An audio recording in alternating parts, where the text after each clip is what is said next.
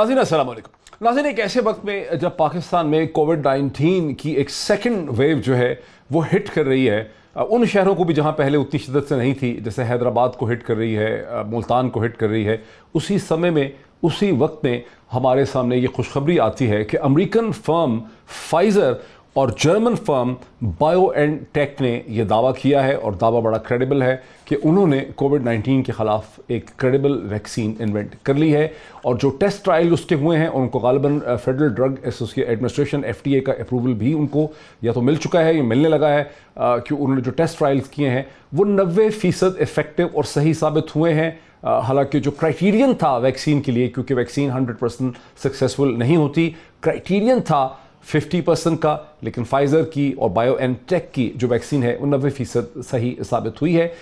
अब फाइज़र ने यह कहा है कि इस साल के ख़त्म होने से पहले यानी 31 दिसंबर 2020 से पहले 50 मिलियन 5 करोड़ वैक्सीन जो है फाइज़र सप्लाई करेगा, उसको इंडस्ट्रियली प्रोड्यूस कर सकेगा, और 2021 में 1.3 बिलियन यानी 1.3 अरब वैक्सीन जो है वो फाइज़र जो है वो दुनिया भर में दे सकेगा। लेकिन सिर्फ इतना ही नहीं है, ये भी चीज़ सामने आ रही है कि American firm Moderna, Chinese state firms, Oxford university और यूरोपियन फर्म एस्ट्राजेनेका के बाहमी इश्तराक से भी जो वैक्सीन है वो बहुत जल्दी सामने आने वाली है। इसका मतलब है कि बहुत जल्दी दुनिया में वैक्सीन की अवेलेबिलिटी होगी। जो चैलेंज होगा पाकिस्तान जैसे ममालिक के लिए, क्योंकि बाहर तो ममालिक में इंश्योरेंस कंपनीज होंगी, गवर्नमेंट सब्सिडाइज करेंगी, वैक्सीन हो सकता है महंगी हो। पाकिस्तान की जो गवर्नमेंट होगी प्राइम मिनिस्टर इमरान खान की, उसका चैलेंज ये होगा कि वो यूनाइटेड नेशन और वर्ल्ड हेल्थ ऑर्गेनाइजेशन WHO के साथ मिलके इस वैक्सीन की अवेलेबिलिटी हासिल करने की भी कोशिश करें, और उसके लिए थर्ड वर्ल्ड के लिए यानी पाकिस्तान और हिंदुस्तान जैसे ममालिक के लिए एक चीपर, एक सब्सिडाइज प्राइस जो है उसका अक़वाम मुत्तहिदा जो है वो तयन कर सके। तो ये एक बहुत पॉजिटिव खबर है। इस पॉजिटिव खबर के बड़े इंटरेस्टिंग इफेक्ट्स भी हुए हैं दुनिया की इकॉनमी में, जहां फाइज़र, बायोएनटेक और बहुत सी फार्मास्यूटिकल वैक्सीन बनाने वाली कंपनीज़ की शेयर प्राइस में, स्टॉक प्राइस में इजाफा हुआ है, वहाँ पेट्रोलियम प्राइसेस में भी इजाफा हुआ है, और गोल्ड की प्राइसेस जो हैं उसमें कमी हुई है, चूँकि अमेरिकन हुकूमत एक और स्टिमुलस पैकेज के ऊपर गौर कर रही थी, और जिस वजह से गोल्ड की प्राइस में इजाफा हो रहा था। पेट्रोलियम की प्राइसेस में इजाफा इसलिए हुआ है कि पेट्रोलियम इंडस्ट्री और एयरलाइन इंडस्ट्री ने और उन्हें अंदाज़ा लगाया कि ट्रैफिक बढ़ेगी, ज़्यादा लोग ट्रैवल कर सकेंगे। इसी तरह से होटलिंग इंडस्ट्री के शेयर्स में भी इजाफा जो है वो देखने में आ रहा है। तो ये तो एक बहुत ही पॉजिटिव खबर है। इसका मतलब है कि पाकिस्तान में लोगों को अब चंद महीने और एहतियात करने की ज़रूरत है। जो लोग नहीं कर पा रहे वो एहतियात उनको करने की ज़रूरत है, और वैक्सीन जो है वो अब एक अवेलेबिलिटी के प्रोसेस के अंदर ये चीज़ शामिल होगी। मैं समझता हूँ कि बहुत ही पॉजिटिव ये डेवलपमेंट है जो मैंने आपके सामने रखी है। दूसरी तरफ हम अगर पाकिस्तानी पॉलिटिक्स पे आ जाएँ तो पाकिस्तानी सियासत की जो इंतहा पसंदी और पोलराइजेशन है वो अपने अरूज पे है, जहाँ पे चूँकि ज़ाहिर है गिलगित बल्तिस्तान के इंतखाबात भी होने हैं और PDM की एक मूवमेंट भी है, और PDM ने ऐलान कर दिया है कि वह बहुत जल्दी एक फ्रेश चार्टर ऑफ या नया चार्टर ऑफ डेमोक्रेसी जो है वो लेकर आएंगे, और जलसों की तैयारी है गिलगित बल्तिस्तान के बाद पेशावर में, उसके बाद जो है वो लाहौर का जलसा, उसके बाद शायद मुल्तान का जलसा। और मोहतरमा मरियम नवाज़ साहिबा ने, एक तरफ से वैक्सीन आई है, जो मोहतरमा मरियम नवाज़ साहिबा ने जो कभी मेडिकल स्टूडेंट थी और डॉक्टर बनना चाहती थी, लेकिन पहली ही साल के बाद उनको छोड़ना पड़ गया मेडिकल कॉलेज कुछ वजूहात की वजह से। मोहतरमा मरियम नवाज़ ने कहा है कि डायग्नोसिस किया, उन्होंने तशखीस की, उन्होंने कहा कि पाकिस्तान का सिर्फ एक मर्ज़ है, एक बीमारी है, और उस बीमारी का नाम जो है वो इमरान खान है। अब इमरान खान बीमारी है, तो अब अगर अपोजिशन जलसे कर रही थी तो प्राइम मिनिस्टर इमरान खान ने भी अपने काउंटर जलसे जो हैं वो करने शुरू कर दिए हैं। पहले सवात में उन्होंने एक जलसा किया, बड़ी सख्त ज़ुबान उन्होंने इस्तेमाल की, फिर उन्होंने हाफिज़ाबाद में भी एक जलसा किया। अंग्रेज़ी का बड़ा अखबार है पाकिस्तान का, उसने अपने एडिटोरियल में लिखा है कि प्राइम मिनिस्टर को कम अज़ कम इस किस्म की ज़ुबान जो है वो इस्तेमाल नहीं करनी चाहिए, जिसमें उन्होंने कहा है कि नवाज़ शरीफ जो है वो बगावत कर रहे हैं या म्यूटनी करने की कोशिश कर रहे हैं, बिकॉज प्राइम मिनिस्टर ने खुद बड़ी ऐसी सख्त बातें कही हुई हैं। तो प्राइम मिनिस्टर को टेम्परेचर जो है इतना नहीं बढ़ाना चाहिए। पाकिस्तानी पॉलिटिक्स किस तरफ जा रही है, डोनाल्ड ट्रंप से हम ज़्यादा बेहतर परफॉर्म कर रहे हैं या उसी तरह से हम परफॉर्म कर रहे हैं, तमाम चीज़ों में बात करने के लिए मुझे ज्वाइन करेंगे सीनियर तज्ज़ियाकार और एंकर पर्सन जनाब Sabir Shakir Sahab, very warm welcome to him as well. मुझे ज्वाइन कर सकेंगे जनाब नज़ीर लगारी साहब जो कि एडिटर इन चीफ़ हैं बोल टेलीविज़न के, उसके अलावा पाकिस्तान के इंतहाई प्रोमिनेंट कॉलमिस्ट हैं, और very warm welcome to him as well. मुझे शाहीन सेवाही साहब जो एडिटर इन चीफ़ रह चुके हैं द न्यूज़ अखबार के, वो मुझे वीडियो लिंक के ज़रिए, स्काइप के ज़रिए मुझे अमेरिका से ज्वाइन कर सकेंगे। So very warm welcome to all my guest. यहाँ से हम बात का आगाज़ करें। शाहीन सेवाही साहब से अगर मैं बात का आगाज़ कर लूँ, खासा इंटरेस्टिंग हो जाएगा। शाहीन सेवाही साहब, एक बड़ा इंटरेस्टिंग पीस आया है डॉक्टर मोहम्मद अली एहसान, जिन्होंने कराची यूनिवर्सिटी से पीएचडी की है, वो कॉलमनिस्ट हैं, पढ़ाते भी हैं, फैकल्टी मेंबर भी हैं एक यूनिवर्सिटी के अंदर। उनका एक बड़ा इंटरेस्टिंग पीस है जो उसका उन्वान है two minded and two hearted democrat, जिसके आखिर में उन्होंने ये सवाल पूरी उन्होंने पाकिस्तानी पॉलिटिक्स का नक्शा और एनालिसिस करने के बाद कहा है कि मुझे हैरानगी ये है, आई एम अमेज्ड कि हम अभी भी इनको सुनते हैं और हम अभी भी पाकिस्तान में ट्रस्ट करते हैं कि पाकिस्तानी सियासतदान जो हैं वो कोई तब्दीली ला सकते हैं या हमारे लिए बेहतरी का कोई काम कर सकते हैं। इस पे क्या, इसको कैसे एक्सप्लेन करेंगे? मतलब जबकि परफॉर्मेंस हमारी ज़ीरो है पॉलिटिक्स की, सबकी, सारों की, तो हम ये कहते कैसे हैं और हम बिलीव क्यों कर लेते हैं? क्या वजह है कि आवाम इसमें बिलीव करते हैं या करते ही नहीं है? क्या आपको समझ आती? बहुत शुक्रिया डॉक्टर साहब, वेलकम बैक। आप भी काफ़ी दिन से प्रोग्राम में नहीं थे, तो मेरा ख्याल है अच्छी बात है कि आप यू आर बैक। देखिए, पहली बात पिछले हफ्ते था, मैंने पूरा अमेरिकन इलेक्शन कवर किया। जी, मैंने देखा था, आप बिल्कुल सही। मैंने सर 3 दिन अमेरिकन इलेक्शन कवर किया। सही। आपने कोविड से शुरू किया था, तो एक कमेंट मैं कोविड पे कर दूं कि प्रेसिडेंट ट्रंप ने कई दफा अपनी तकरीरों में ये कहा कि 4 नवंबर को कोविड गायब हो जाएगा।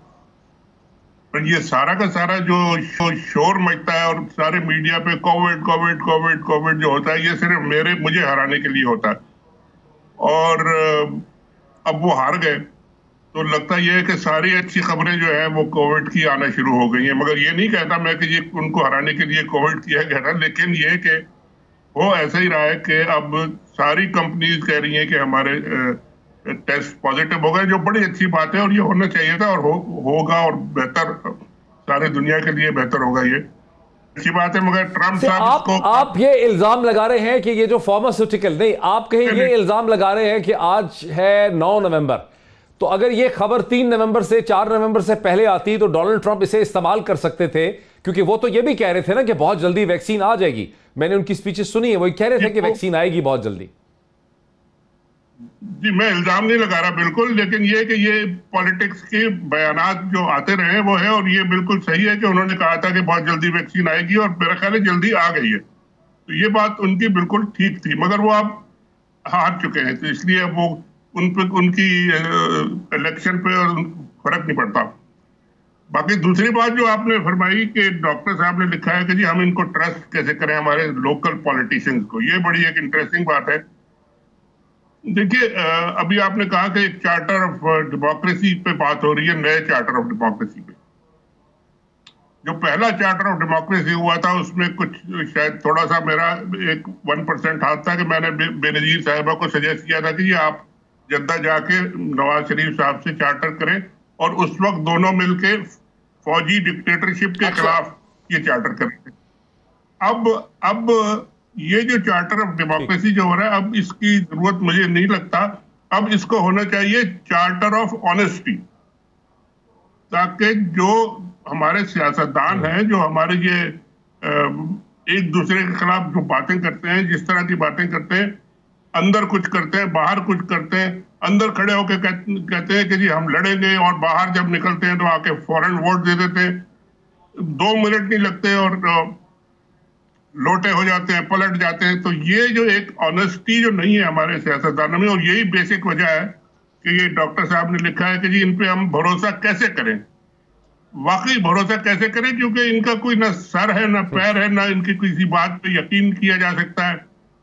तो ये हमारे लोगों को एजुकेट करने की जरूरत है, और खास इसमें सबसे बड़ा जो रोल है मेरा ख्याल है हमारे मीडिया का है कि वो एक पॉजिटिव रोल प्ले करें और ये एजुकेशन का रोल प्ले करें कि ये लोग इतनी जल्दी ना बहक जाया करें, क्योंकि हमारे लोग बड़ी जल्दी बहक जाते हैं। एक बिरयानी के प्लेट पे बहक जाते हैं, या कोई वादा कर ले बहक जाते हैं। ये जरा ठीक है। अच्छा, अब जरा मेरे साथ रहें। अब मुझे इसी डिबेट को मुझे जरा नज़ीर लगारी साहब की तरफ ले जाने दीजिए। लगारी साहब, डॉक्टर मोहम्मद अली जो एहसान हैं, उनका बुनियादी आर्गुमेंट यह है कि पाकिस्तान की सियासत और जो डिलीवरी है गवर्नमेंट की गवर्न करने की, उसका ताल्लुक मिलिट्री इंटरवेंशंस के साथ नहीं है, क्योंकि मिलिट्री इंटरवेंशंस भी और इस्टेब्लिशमेंट का रोल भी नेगेटिव है, बहुत हो सकता है, लेकिन पाकिस्तानी सियासत के अपने किस्म के मसाइल हैं, और पाकिस्तानी जो पॉलिटिक्स है जो पिछली चली है गुज़िश्ता 12 बरस की, उसमें कोई डिलीवर करने की एबिलिटी नहीं है। ये हो गया एक पॉइंट। अब दूसरी तरफ ये जो पीडीएम कहती है कि हम एक नया चार्टर ऑफ डेमोक्रेसी लेके आएंगे, उनकी असम्पशन जो सारे आर्गूमेंट्स की है सियासत की जो एक पूरी है, वो ये है कि पाकिस्तान का सबसे बड़ा मसला ये है कि यहाँ पर एक हाइब्रिड गवर्नमेंट है, यहाँ पर इस्टेब्लिशमेंट की इंटरवेंशन है, और अगर यहाँ पर इस्टेब्लिशमेंट की प्रेजेंस या इंटरवेंशन ना होती तो फिर हम पाकिस्तानी सियासत जो है बड़ी ज़बरदस्त चलाते और उसके नतीजे में बड़े ज़बरदस्त मसाइल के हल जो हैं वो यहाँ पर निकल सकते थे। आपका इस पर क्या रद्द-ए-अमल है? तो यही है, अगर हमारे यहाँ सियासत आज़ाद होती, कायदे आज़म के बाद से लेकर आज तक सियासत आज़ाद नहीं रही है। कायदे आज़म के बिल्कुल करीबी साथी जो थे उन सबको एक एक करके चोर कहकर, डाकू कहकर और उनको लुटेरे कहकर और उनके ऊपर गद्दारी के इल्ज़ामात लगाकर उनको सियासत से बाहर किया जाता रहा और ये सिलसिला कभी रुका नहीं है। सियासत में जो इदारों की मुदाखलत है वो ऐसा नहीं है कि कुछ ढकी छुपी बात है। एक एक आदमी को पता है कि ऐसा होता है। जब आपको सही ग्राउंड ना हो, जब आपके पास काम करने के लिए मौके ना हो, तो यकीनन आप गलतियां करेंगे। जिसको इस बात का खौफ हो कि मुझे काम करने नहीं दिया जाएगा, हर एक आदमी की नीयत पर, उसके मुल्क से मोहब्बत पर अगर शक किया जाए, जो ज़मीन ज़ादे हैं, आप इस धरती में पैदा हुए, आपकी अगर आपके ऊपर मुल्क से मोहब्बत पर आपकी शक किया जाए, अगर आपका इस ज़मीन से वाबस्तगी का रिश्ता 5000 साल का है और फिर भी आपको गद्दार कहा जाए, तो फिर एक बड़ा खतरनाक किस्म का सवाल पैदा होगा और खतरनाक किस्म की सूरत हाल पैदा होगी पाकिस्तान की। अच्छा, लेकिन आपका इस्तदलाल ये है, तो आप ये समझते हैं कि मसला ये है कि इस्टेब्लिशमेंट का अगर रोल ना होता तो पाकिस्तानी जो सियासत है उसमें सॉल्यूशंस ढूंढने की सलाहियत है, बिकॉज जो गवर्नेंस के प्रॉब्लम्स हैं पाकिस्तान के, वो नजर नहीं आता कि पाकिस्तानी पॉलिटिक्स ने कोई थ्योरेटिकल भी सॉल्यूशन उनका दिया हो। कहा तो जा रहा है कि हम ये कर दें वो कर दें, लेकिन सॉल्यूशन तो कभी दिया ही नहीं। यकीनन ऐसा होता। मसला यह है कि अगर मुदाखलत ना होती तो टांगें टेढ़ी ना होती। जब शाहदूले के मज़ार पर बच्चों के सरों पर शिकंजा लोहे का लगा दिया जाता है तो वो ग्रो नहीं करते हैं, वो शाहदूले के चूहे ही पैदा होते हैं। और हमारे सियासतदानों के सरों पर यह शिकंजा हमेशा कसा रहता है।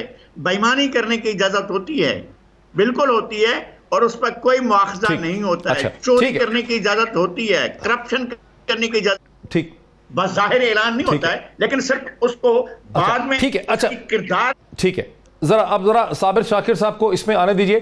साबिर शाकिर साहब, आपको क्या लगता है कि अगर इस्टेब्लिशमेंट को थ्योरेटिकली तौर पर हम पाकिस्तानी पॉलिटिक्स से निकाल दें तो क्या पाकिस्तानी पॉलिटिक्स के अंदर हमें क्या इतनी मेंटल एनर्जी, इतनी सेरेब्रल एनर्जी, इतनी दिमागी ताकत, इतनी एक कोई एबिलिटी है, आइडियाज़ की नज़र आ रही है कि वो पाकिस्तान के मसाइल का सोल्यूशन ढूंढ सकें?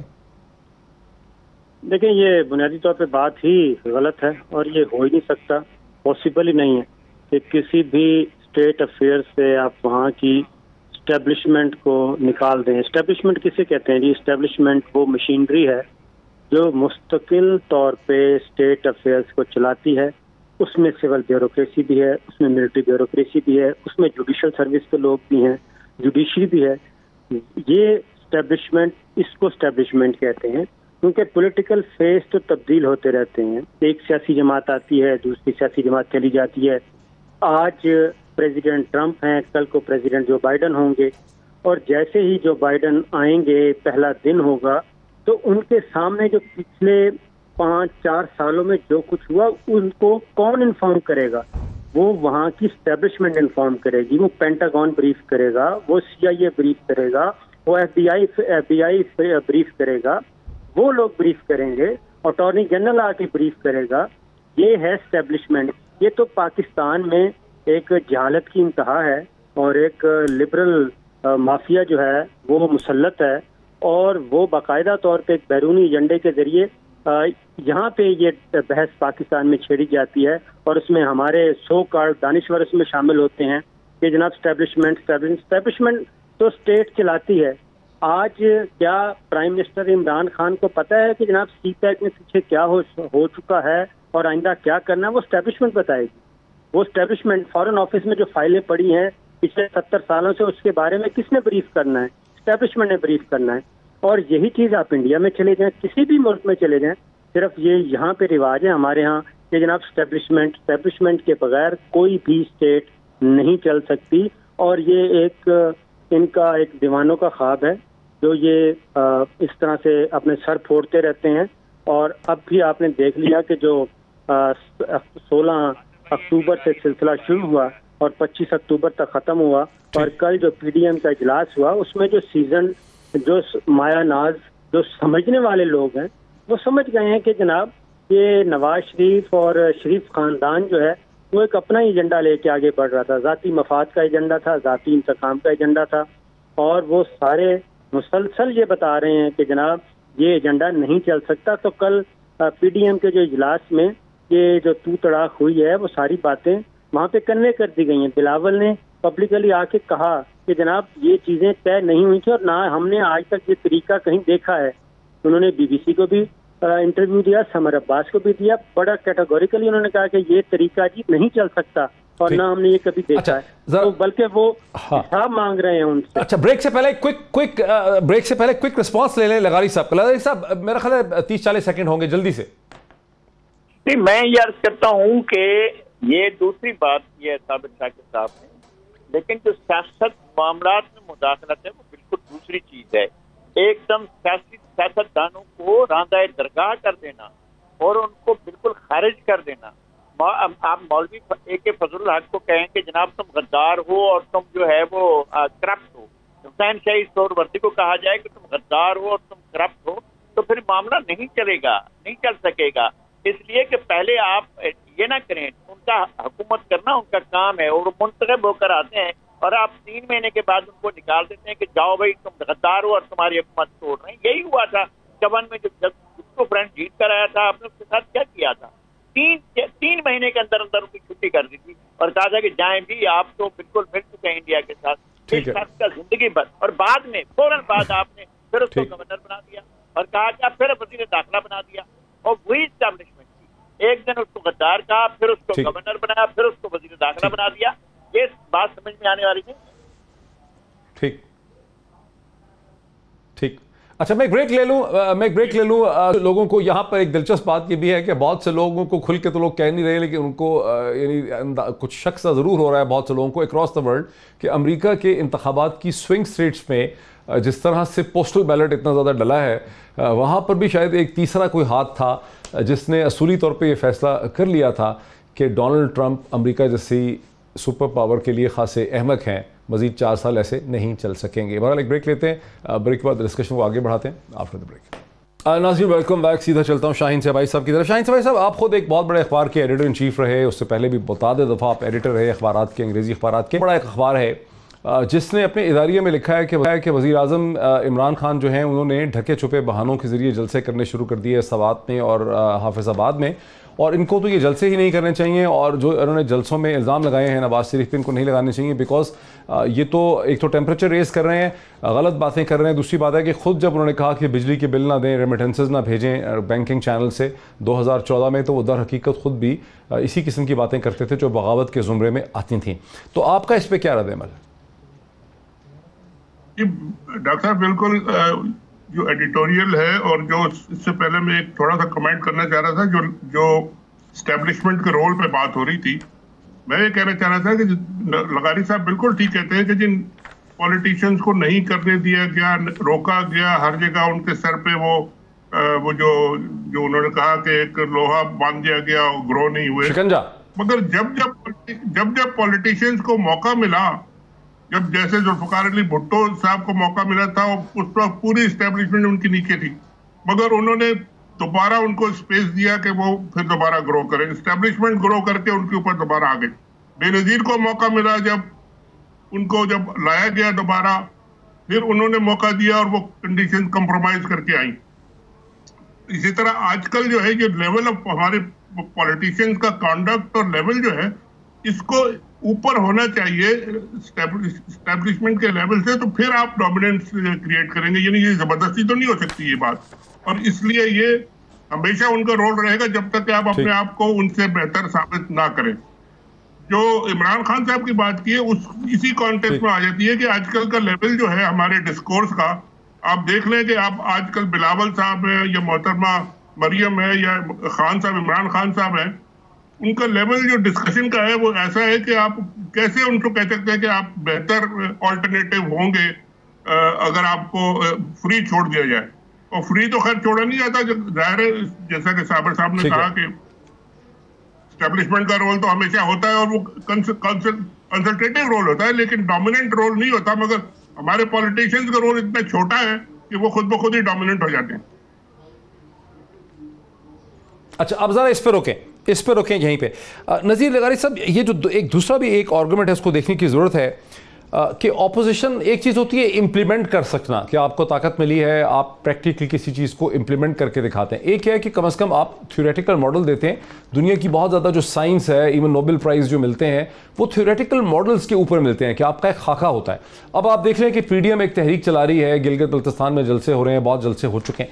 कहीं कोई खाका के पाकिस्तान के गवर्नेंस के मसाइल का हल क्या है?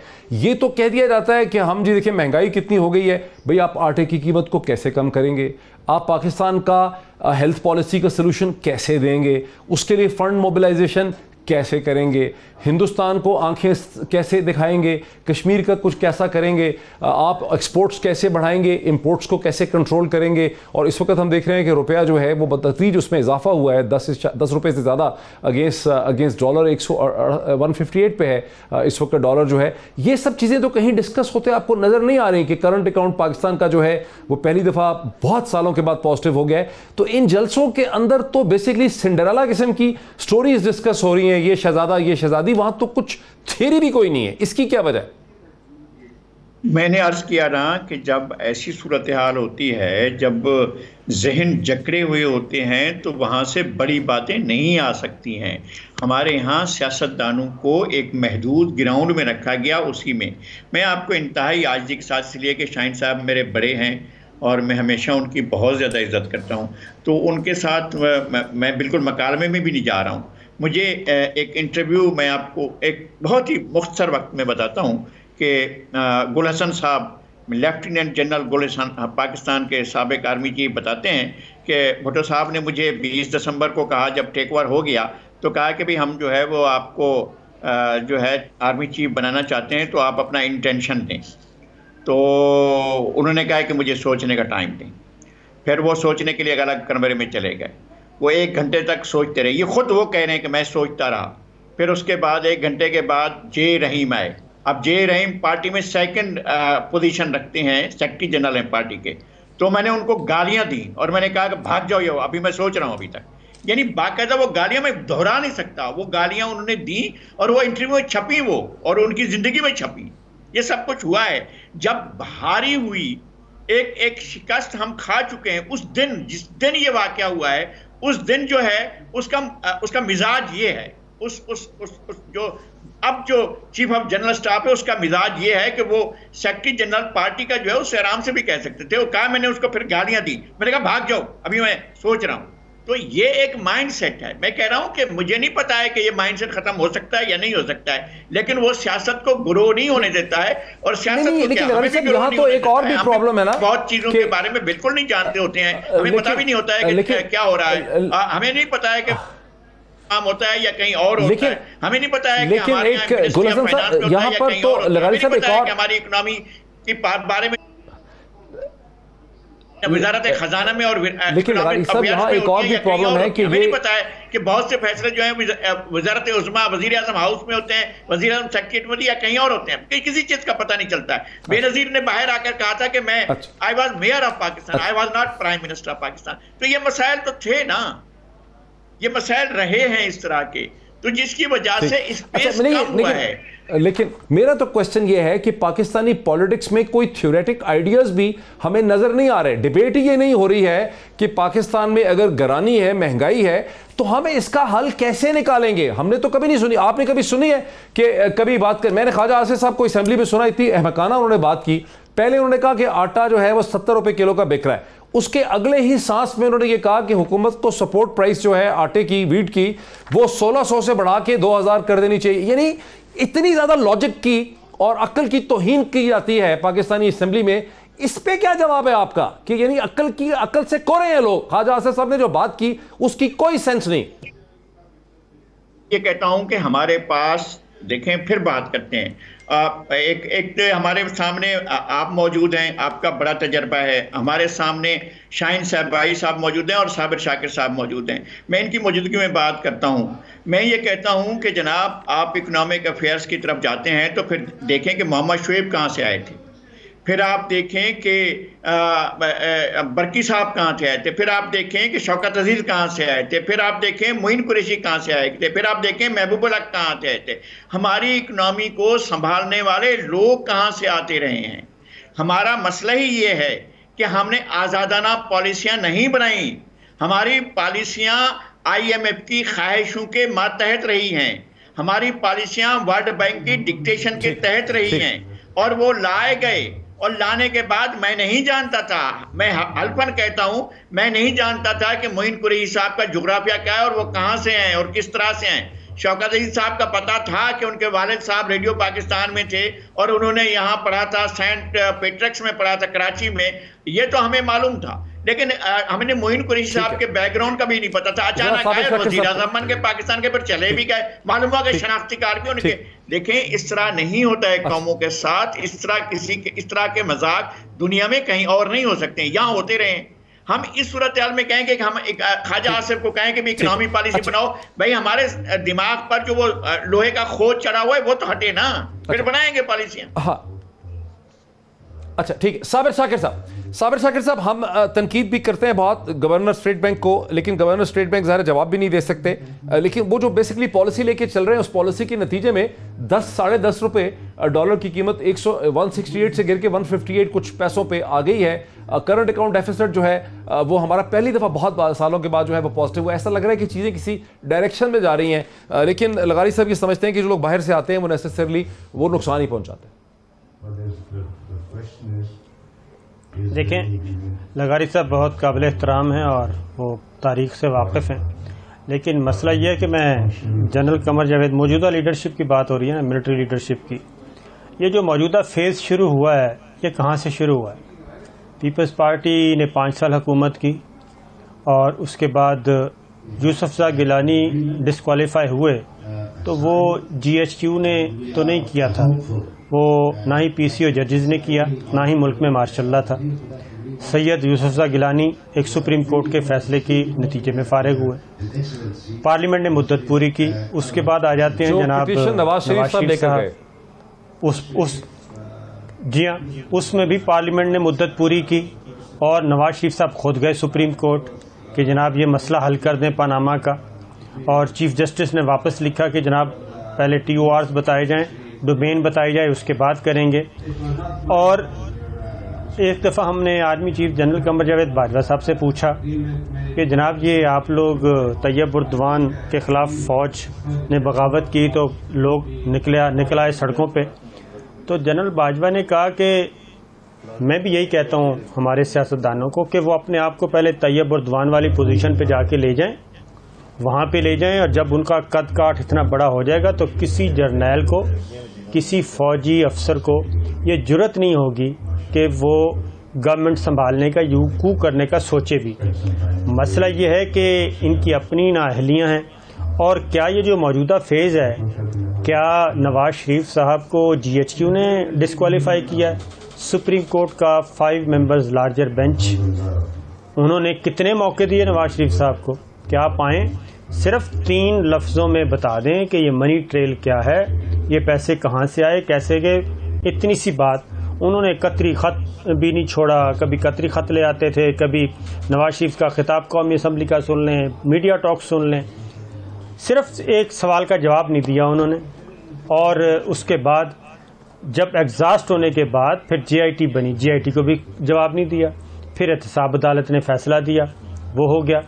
अब अगर ये फौज इस वक्त जो अगस्त के आखिरी हफ्ते में और सितंबर के पहले हफ्ते में army chief general Qamar Javed Bajwa या DG ISI फैज़ जनरल फैज़ ये जाती उमरा गए थे, या जाती उमरा के लोग इनके पास आए थे बात करने के लिए कि जनाब हम आए बैठ के बात करते हैं, और वो पूरा क्या था, वो क्यों फिर इधर गए GHQ में, और इनसे मुलाकात करने और इनसे फिर दोबारा मामला तय करने के लिए क्या इनकी तरफ से कोई पैगाम, क्या GHQ की तरफ से था, जनरल बाजवा की तरफ से पैगाम आया था, या जनरल फैज ने इनको फ़ोन करके कहा था कि आए जनाब बैठ के बात कर लेते हैं?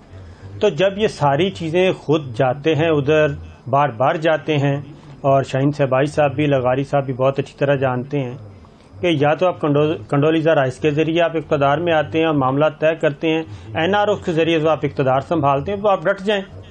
और इस वक्त भी अब इशू क्या है, इस वक्त भी जो आपने कहा कि मामलात पॉलिटिक्स के हैं, पॉलिटिक्स में तो हो ही नहीं गुफ्तगू रही, और बाकी महंगाई कहाँ गई और गुड गवर्नेंस कहाँ गई, उसकी तो गुफ्तगू ही नहीं हो रही। और कैसे है, क्यों है? ब्रेक लेने दीजिए मुझे, ब्रेक लेने दीजिए। ब्रेक लेते हैं, ब्रेक के बाद गुफ्तगू को वापस आते हैं और ब्रेक के बाद गुफ्तगू को आगे बढ़ाते हैं आफ्टर द ब्रेक। नाज़रीन वेलकम बैक। नाज़रीन मैं सीधा चलता हूँ शाहीन शहबाज साहब के पास, मेरे पास 8 मिनट है। शाहीन शहबाज साहब, मैंने ब्रेक में शाहीन शहबाज साहब बहुत से पॉइंट्स लिखे हैं कि असल में पाकिस्तान की सियासी जमातों का जो असल में चैलेंज होना चाहिए पाकिस्तान के लिए, पाकिस्तान की बेहतर गवर्नेंस के हवाले से, और अगर रिजल्ट हासिल करने हैं तो वो क्या है। पाकिस्तान में बात होनी चाहिए कि मीनिंगफुल एजुकेशन जो है, ऐसी एजुकेशन जिसमें लोगों को सिर्फ डिग्री ना मिले बल्कि उनको स्किल्स मिले, उसके साथ उनको वोकेशनल और टेक्निकल स्किल्स चाहिए। जो टेक्निकल स्किल्स उनको science, information technology, accounting, finance और कम्युनिकेशन के सब्जेक्ट्स के अंदर, और भी बहुत से सब्जेक्ट्स हैं उसमें चाहिए। पाकिस्तान को सोचना है कि अगर उसको महंगाई पे काबू पाना है तो डिमांड एंड सप्लाई जो है उसको मैनेज करना है। डिमांड एंड सप्लाई तब मैनेज होगी जब डॉलर के रेट के और रुपये का जो गिरना है उसको कंट्रोल किया जाएगा। वो तब गिरेगा जब पाकिस्तान की एक्सपोर्ट्स जो हैं उसमें इजाफा होगा, इंपोर्ट्स निस्बतन जो हैं वो कंट्रोल में रहेंगी, और यूं आप घरानी के ऊपर और महंगाई के ऊपर काबू पा सकेंगे। पाकिस्तान को अपनी एग्रीकल्चर यील्ड जो है पर एकड़ वो गालिबन दुनिया में सबसे कम है, इस खत्ते में भी सबसे कम है, हिंदुस्तान से बहुत कम है, चीन से बहुत कम है, बांग्लादेश से कम है, उसको बढ़ाने पे गौर करना होगा। पाकिस्तान को अपनी नई इंडस्ट्री को एनवायरमेंटली फ्रेंडली बनाना पड़ेगा, इसलिए कि अमेरिका के नए प्रेसिडेंट ने $2 ट्रिलियन रख दिए हैं क्लीन एनर्जी और इसे कहते हैं क्लीन इंफ्रास्ट्रक्चर के लिए।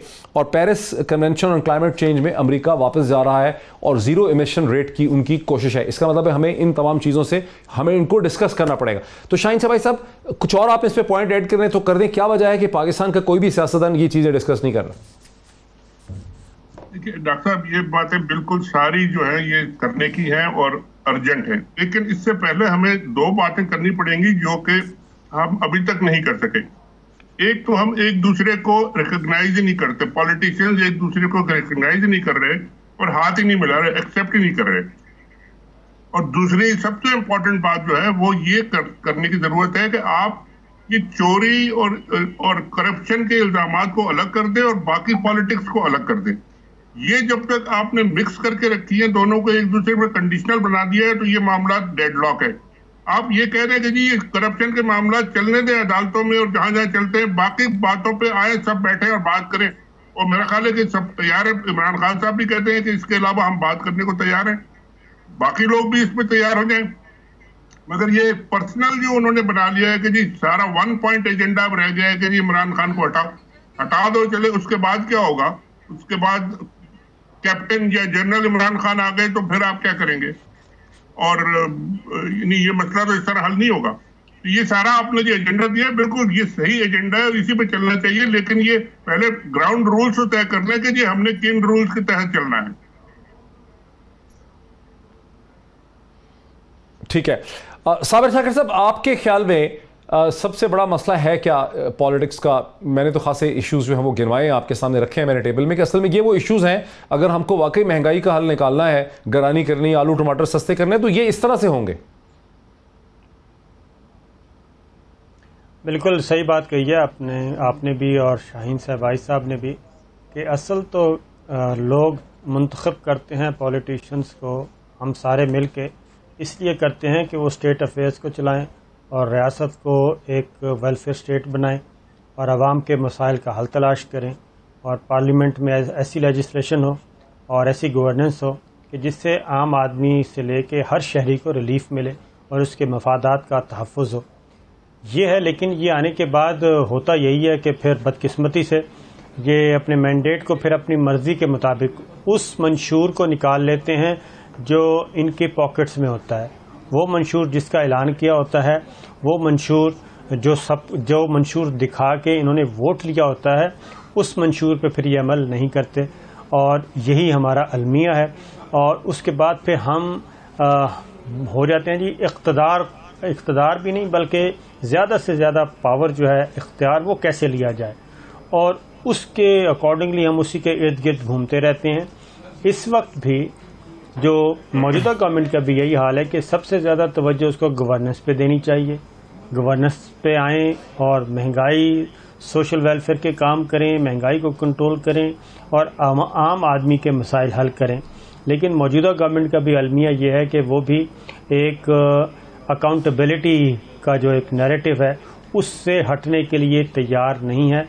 बिल्कुल जिस तरीके से शरीफ फैमिली एक दूसरा नैरेटिव लेके चल रही है, और पीटीआई जो है वो भी सुबह से शुरू होते हैं, सुबह उठते हैं तो पता चलता है एक वजीर, दूसरा, तीसरा, चौथा, फिर तर्जुमान आते हैं, फिर तीसरी कैटेगरी की आती है, और उसमें एक ही चीज़ नजर आती है अकाउंटेबिलिटी के साथ कंपीट कर। अकाउंटेबिलिटी का काम है, नैब करे, FIA करे, कानून नाफिज करने वाले इदारे करें, अदालतें करें। आपका काम है गवर्नेंस और मसाइल हल करना। तो इस पे आ जाएं तो पाकिस्तान की तकदीर बदल जाएगी। ठीक, लगारी साहब, जो असल इश्यूज हैं जो मैंने आउटलाइन किए हैं, और मेरा ख्याल आप उनसे एग्री करेंगे कि असल इश्यूज यही है। अगर हमें महंगाई पे काबू पाना है तो बेसिकली हमें पाकिस्तान के एक्सचेंज रेट पे कंट्रोल करना है। एक्सचेंज रेट पे कंट्रोल तभी होगा जब पाकिस्तान की एक्सपोर्ट्स बढ़ेंगी, कंपैटिटिव होंगी, इंपोर्ट्स पर रिलायंस जो है उसकी कम होगी। एक्सपोर्ट्स तभी कंपैटिटिव होंगी जब पाकिस्तान की वर्कफोर्स की टेक्निकल स्किल्स, उसकी एजुकेशन, उसकी एबिलिटी जो है ह्यूमन रिसोर्स की बेहतर होगी। वो मैंने सारे इश्यूज आपके सामने आउटलाइन किए। इन इश्यूज पर बात नहीं होती, इसकी शायद वजह यह है कि ऑपोजिशन, अगर आप सारे लीडरों को देखें, अक्सरियत जो पाकिस्तानी पॉलिटिक्स की है, और खास करके इस वक्त हमारी जो की ऑपोजिशन लीडर है, लीडरशिप है, जैसे मोहतरमा मरियम नवाज साहिबा हैं और उस दूसरे बिलावल भुट्टो हैं। बिलावल भुट्टो ने डिग्री तो कहीं से ले ली है और मोहतरमा मरियम नवाज ने भी कुछ ली भी है डिग्री वगैरह, लेकिन इन्होंने एक भी दिन काम नहीं किया अपनी ज़िंदगी में। यानी इन्होंने कमाई कभी की ही नहीं है। इनको कभी इन्हें कभी ना इन्होंने बैंक में नौकरी की है, ना ये स्कूल में टीचरी की है, इन्होंने काम किया ही नहीं है। ये लीडरशिप देने की कोशिश कर रहे हैं बिलावल भुट्टो और मरियम नवाज साहिबा पाकिस्तान को। इन्होंने कभी जिंदगी में काम ही नहीं किया। ये इस तरह की सूरत हाल में पैदा हुआ। ये इस किस्म की लीडरशिप किस तरह से कभी कोई इशू का हल निकाल सकती? बिल्कुल सही कहा आपने। हमारे पास नर्सरियां नहीं हैं जहां से लोग पॉलिटिक्स में आते हैं। बेसिक होती थी एक ज़माने में, और वो भी शायद अच्छी थी या बुरी थी मुझे नहीं मालूम है, कि हमारी यूनियन होती थी, स्टूडेंट्स यूनियन होती थी, फिर वो आगे बढ़ते थे, उसमें से सियासत में लोग आते थे। हमारी ट्रेड यूनियन होती थी, उसमें से लोग निकलते थे, फिर आगे सियासत में आते थे। हमारी लोकल बॉडीज होती थी, उनमें से लोग निकलते थे, फिर आगे आते थे। यहाँ पर वो जागीरदारी के अंदर आप कैसे तवक्को रख सकते हैं कि आपका जो सोशल स्ट्रक्चर हो वो कबायली भी हो, गुलामाना भी हो और जागीरदाराना भी हो, और उसके अंदर हम इनकलाबी इक़दाम करें कि जनाब एक हाईली क्वालिफाइड बंदे जो स्किल रखते हों हम उनको पॉलिटिक्स में लाएं। देखें, इस एवोल्यूशन को तो चलने देना। मसला ये जो दरवाजे हमने बंद कर दिए उन दरवाजों को तो खोलें, लोगों को आने दें, सियासी अमल में शरीक होने दें। ठीक, अच्छा, वक्त खत्म हो गया। लगारी साहब का भी और साबिर शाह का भी, शाहीन साहब का बहुत शुक्रिया। नाज़रीन, ये पूरी बहस आपने देखी, खासी तेज़ फैसला आपका है। फिर आपसे कल मुलाकात होती। बहुत शुक्रिया।